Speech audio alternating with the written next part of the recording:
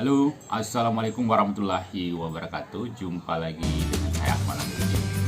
Kali ini kita akan diskusi mengenai berita yang viral adanya pelanggan PLN yang dikenakan tagihan membengkak hingga 68 juta rupiah.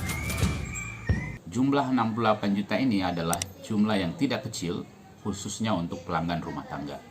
Anda tahu sendiri bahwa pelanggan rumah tangga biasanya hanya membayar ratusan ribu rupiah. Adapun kalau membayar sampai 1 juta atau bahkan hanya 2 juta sampai 5 juta lah, khususnya untuk pelanggan-pelanggan besar. Nah, kita akan membahas hal ini. Pertama, kita lihat dulu bahwa ini muncul di Twitter beberapa waktu yang lalu, sekitar seminggu atau 2 pekan yang lalu. Ada seorang ibu rumah tangga yang mengeluhkan ketika tagihan listriknya tiba-tiba naik hingga 68 juta rupiah. Biasanya dia hanya membayar sekitar 500 sampai 700 ribu rupiah setiap bulannya. Kemudian tiba-tiba di bulan Oktober dia mendapatkan tagihan sebesar 5 juta rupiah. Ini kan nilai meningkat 10 kali lipat dari yang biasanya dia bayar. Nah, karena merasa ada yang salah, dia melapor kepada PLN. Dan oleh PLN dilakukan pemeriksaan di lokasi pelanggan tersebut oleh petugas penertiban pemakaian tenaga listrik. Bagi teman-teman yang penasaran apa yang disebut penertiban pemakaian tenaga listrik, bisa dicek di video-video saya yang sebelumnya. Nah, petugas P2TEL ini ketika melakukan penertiban, dia bilang sama yang punya rumah bahwa KWH meternya sepertinya kurang presisi sehingga harus ditukar dengan KWH yang baru. Kemudian KWH yang lama itu atau meteran listrik yang lama itu akan dicek di laboratoriumnya PLN. Nah, dibungkuslah kemudian KWH meter itu, kemudian dibawa ke laboratorium PLN untuk dilakukan pengetesan. Dijadwalkanlah pengetesan dengan mengundang konsumennya ini. Nah, pada saat pengetesan di laboratorium dan dihadiri oleh konsumen itu didapatkanlah bahwa ada jumper di KWH meternya atau meteran listriknya.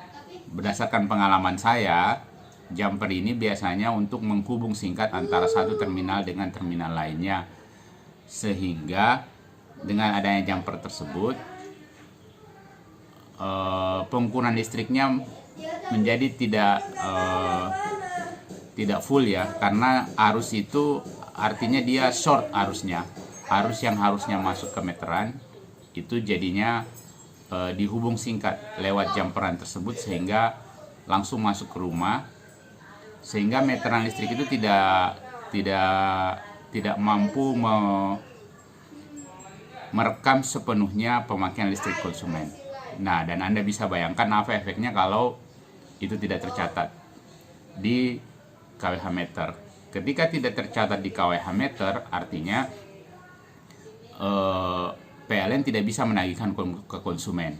Nah, karena PLN tidak bisa menagihkan ke konsumen karena tidak tercatat, maka ada kerugian di situ. Listrik yang sudah dipakai ternyata tidak dibayar. Itu secara teknisnya yang ditemukan di lapangan. Nah, berdasarkan Peraturan Menteri SDM Nomor 27 Tahun 2017, ada beberapa pelanggaran terkait dengan listrik, penggunaan listrik. Ada P1 kalau mempengaruhi daya, P2 kalau pengaruhi pengukuran energi, P3 kalau gabungan P1 dan P2, P4 kalau dilakukan oleh konsumen. Nah, konsumen yang 68 juta itu dikenakan P2 atau mempengaruhi energi. Nah, berdasarkan sumber-sumber yang saya baca di internet bahwa dia dikenakan mempengaruhi energi atau P2. Jadi bisa kita bayangkan bahwa meteran listriknya yang dipengaruhi sehingga listrik yang dipakai itu tidak semuanya bisa tercatat lah ya. Ada error di situ. Nah, aturan ini kemudian juga diatur di Per 88 Set PLN yang disahkan oleh Kementerian SDM. Intinya peraturan mengenai P2TEL itu tidak melihat siapa yang melakukan. Jadi bisa saja orang yang memviralkan itu yang terkena 68 juta bukan dia yang melakukan, karena berdasarkan penuturannya dia tinggal di sana baru 2 tahun. sebelumnya ditinggali oleh orang lain. Bisa jadi itu dilakukan oleh orang lain sebelumnya. Tapi aturan ini melihat siapa yang bertanggung jawab pada saat dilaksanakan penertiban pemakaian tenaga listrik. Jadi dia tidak melihat disambungnya apakah kemarin atau 10 tahun lalu. Kalau ditemukannya hari ini itu dendanya sama. Kemudian yang kedua, dia tidak juga melihat siapa yang melakukan, tapi dia melihat siapa yang menikmati atau siapa yang bertanggung jawab terhadap instalasi tersebut pada saat dilakukan P2TL. Nah, sekarang kita mau jawab pertanyaan ketiga. Apakah nilai 68 juta itu sudah ada rumusnya atau sudah ada dasarnya? Jadi tagihan susulan 68 juta itu sudah ada rumusnya di Peraturan Menteri SDM nomor 27 tahun 2017. Di situ ada rumusnya. Kalau untuk P2 itu adalah 9 kali dari daya maksimum yang bisa dipakai oleh pelanggan dalam 1 bulan. Dikali dengan tarif untuk pelanggan tersebut. Nilai 68 juta itu kalau saya catat-catat itu adalah nilai untuk pelanggan kategori rumah yang cukup mewah ya, di atas 6.600 kVA. 6.600 VA maksud saya. Jadi bisa kita bayangkan sebenarnya rumah dari konsumen yang di internet yang viral itu sebenarnya adalah rumah yang cukup besar ya, karena biasanya di rumah-rumah kelas menengah itu hanya 1.300 sampai 2.200 VA. Kalau 1.300 VA ditemukan P2 itu dendanya sekitar 10 juta rupiah. Meskipun setiap bulannya orang cuma bayar sekitar 300 sampai 400 ribu, artinya ada sekitar kelipatan 20 kali lipat dari yang biasa dibayarkan setiap bulannya. Nah, apa pelajaran penting yang bisa kita petik dari sini? Pertama, setiap akan melakukan jual beli rumah itu harus dipastikan bahwa rumah yang akan kita beli atau yang akan kita transaksikan itu instalasinya tidak ada masalah. Bisa minta kepada PLN, dan seharusnya juga PLN bersedia untuk melakukan pemeriksaan berdasarkan permintaan dari konsumen.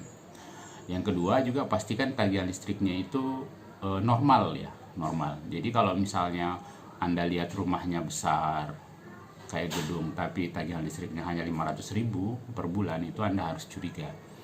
Karena tagihan listrik 500 ribu itu biasanya untuk rumah-rumah 1.300 VA atau 2.200 VA. Begitu pula sebaliknya, kalau Anda pakai rumah 1.300 VA atau 2.200 VA tapi Anda lihat pembayaran listriknya kurang dari 100 ribu, nah itu Anda patut curiga. Karena begitu terjadi perpindahan atau peralihan hak dari satu orang ke orang lainnya, itu artinya akan ada perpindahan kewajiban juga. Jadi tidak hanya rumahnya yang berpindah ke Anda, tapi kewajiban dari rumah tersebut itu berpindah juga ke Anda. Dan masalahnya kalau listrik itu Anda tidak bisa memilih provider lain, providernya hanya satu dari PLN. Bukan karena kenapa, karena memang negara kita menganut sistem bahwa yang bisa melakukan usaha penyediaan tenaga listrik pada satu daerah itu adalah hanya satu badan usaha. Kalau kita boleh memilih, itu artinya kita telah membuka keran liberalisme di sisi sektor ketenaga listrikan. Dan itu pasti juga banyak pihak yang kontra terhadap hal tersebut. Yang kedua, pelajaran dari situ, konsumen itu juga sebaiknya tahu bahwa mereka punya hak untuk mengajukan keberatan setiap dikenakan penertiban pemakaian tenaga listrik atau tidak setuju dengan denda yang dikenakan. Mereka bisa mengajukan secara resmi dan menulis surat kepada PLN setempat.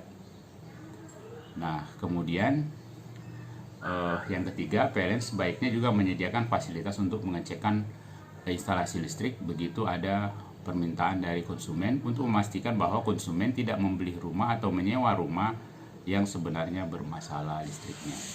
Sekian dari saya mengenai listrik yang lagi viral 68 juta membengkak tagihannya. Kesimpulan saya, kita harus terus berhati-hati kalau pada saat akan membeli rumah, menyewa rumah, atau mungkin menyewakan rumah, karena kejadian seperti ini sudah banyak terjadi. Bukan Anda yang melakukan, orang lain yang melakukan, tapi Anda yang menanggung, karena prinsip dari peraturan ini adalah melihat siapa yang bertanggung jawab atau siapa yang menempati pada saat dilakukan pemakaian tenaga listrik tersebut.